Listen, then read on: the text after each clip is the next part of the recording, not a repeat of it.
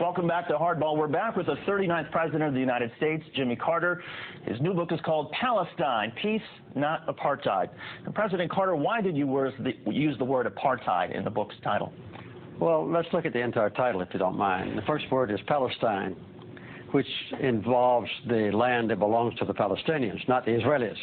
I didn't refer to Israel because there's no semblance of anything relating to apartheid within the nation of Israel. And I also emphasized the word not, that is peace and not apartheid. That's what I hope to accomplish with this book, is to move toward that goal. But there's no doubt that within the occupied territories, Palestinian land, that there is a horrendous example of apartheid. The occupation of Palestinian land, the confiscation of that land that doesn't belong to Israel, the building of settlements on it, the colonization of that land, and then the connection of those isolated but multiple settlements, more than 200 of them, with each other by highways on which Palestinians can't travel, and quite often where Palestinians cannot even cross.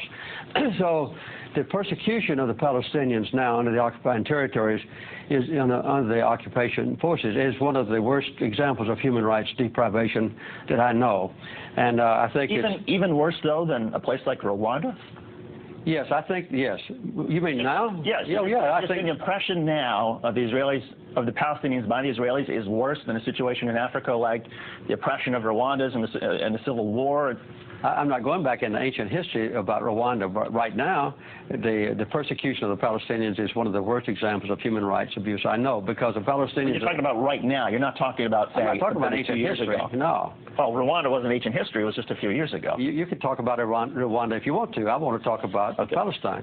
What is being done to the Palestinians now is horrendous in their own territory by the occupying powers, which is Israel. They've taken away all the basic human rights of the Palestinians, as was done in South Africa against the blacks. And I make it very plain in this book that the apartheid is not based on racism, as it was in South Africa, but it's based on the desire of a minority of Israelis to acquire land that belongs to the Palestinians and to retain that land, and then to exclude the Palestinians from their own property and subjugate them so that they can't arouse and demonstrate their disapproval of being robbed of their own property. That's what's happening in the West Bank. And the people in this country, in America, never know about this. They never discuss this. There's no debate about it. There's no criticism of Israel in this country. And in Israel, there is an intense debate about the issues in this book.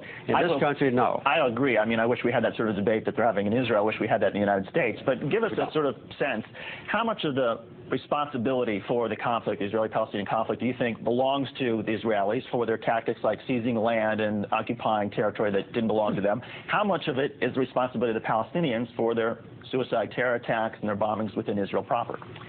Well, as a matter of fact, the basic cause of the conflict is a sustained occupation of other people's land by the Israelis. And this is a direct violation of United Nations resolutions. It's a direct violation of the International Quartet's roadmap. It's a direct violation of the commitments that leaders of Israel have made in the past at Camp David when I was president and in Oslo, promising that Israel would withdraw from occupied territories. They have failed to do so.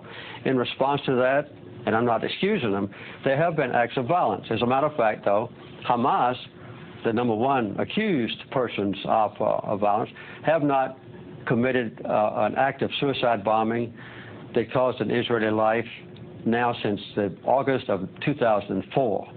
And I hope that they won't do that anymore. Other participants of the Palestinian society, smaller ones, have committed some atrocities. But the loss of life in the entire occupied territories has been horrendous and has been